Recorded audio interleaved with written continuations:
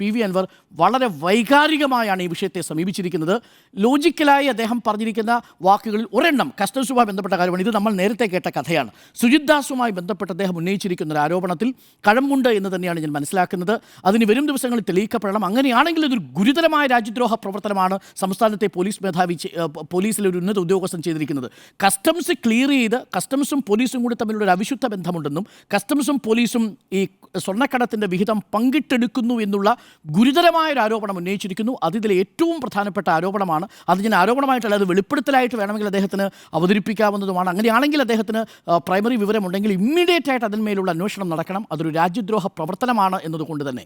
അതുകൊണ്ട് ഞാൻ പൂർണ്ണമായും പി വി അൻവറിനെ അവിശ്വസിക്കുന്നില്ല. വൈകാരികമായിട്ടുള്ള റെസ്പോൺസിൽ ചില അടിസ്ഥാനമായ ഹോംവർക്കുകൾ പി വി അൻവർ നഷ്ടപ്പെട്ടിട്ടുണ്ടോ എന്ന് ഞാൻ സംശയിക്കുകയും ചെയ്യുന്നു. പക്ഷേ ആരോപണങ്ങൾ അത് ഗുരുതരം തന്നെയാണ് എന്നാണ് എൻ്റെ പക്ഷം.